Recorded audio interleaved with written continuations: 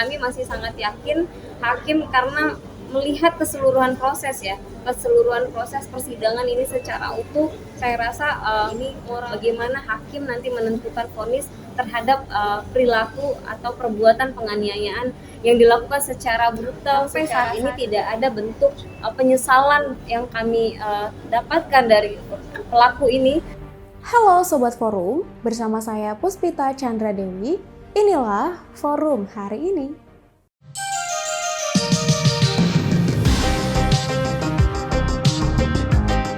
Sebelum kita masuk ke beritanya, jangan lupa like, subscribe, komen, dan nyalakan loncengnya. Sekarang, yuk kita ke beritanya. Berita pertama datang dari Mario Dandi Satrio yang dituntut 12 tahun penjara dalam kasus dugaan penganiayaan terhadap Kristalino David Ozora. Jaksa penuntut umum meminta Majelis Hakim Pengadilan Negeri Jakarta Selatan menyatakan Mario terbukti secara sah dan meyakinkan telah melakukan penganiayaan berat terhadap David.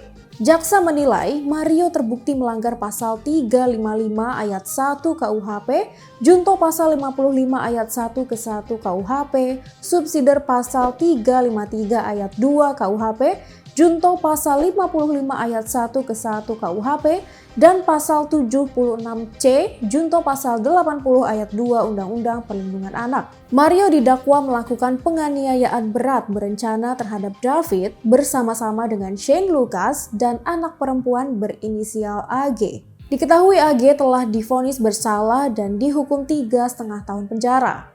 Penganiayaan terhadap David tersebut dilakukan pada 20 Februari 2023 di perumahan Green Permata, Jalan Swadharma Raya, Kelurahan Ulu Jami, Kecamatan Pesanggerahan, Jakarta Selatan.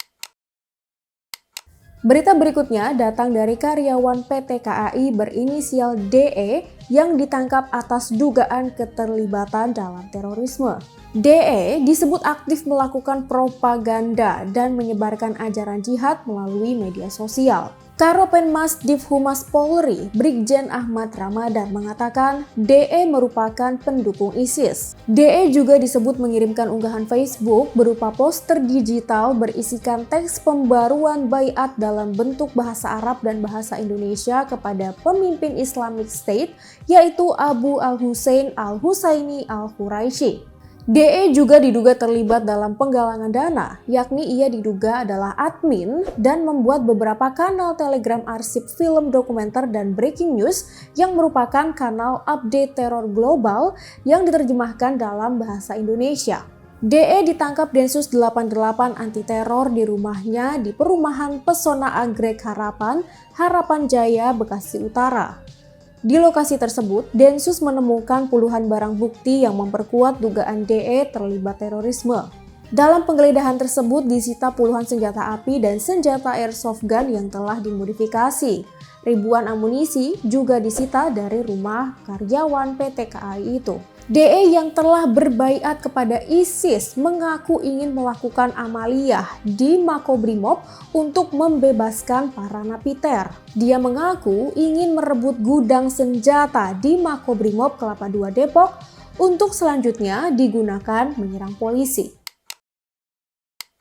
Berita terakhir datang dari Ketua Badan Pemenangan Pemilu Bapilu P3 Sandiaga Uno yang mengaku tidak khawatir 4 partai politik pemilik suara di DPR telah mendukung Prabowo Subianto sebagai capres di Pilpres 2024. Ia justru menyebut yang paling penting adalah memenangkan hati rakyat. Hal ini lantaran koalisi yang dilakukan ujung-ujungnya harus bisa mendapatkan suara rakyat di pemilu mendatang. Bertemu Ketua Umum Partai Golkar Airlangga Hartarto, Sandi pun memberi selamat atas keputusan Golkar mendukung Prabowo. Terkait perannya sebagai Bapilu P3, ia akan merapatkan barisan dan ingin merumuskan pemenangan P3 beserta calon presiden yang diusungnya, yaitu Ganjar Pranowo.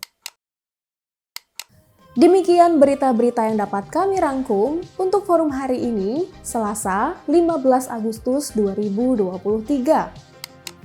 Untuk semua Sobat Forum, jangan sampai lupa terus update berita-berita terkini kalian di www.forumkeadilan.com. Saya Puspita Chandra Dewi, sampai jumpa.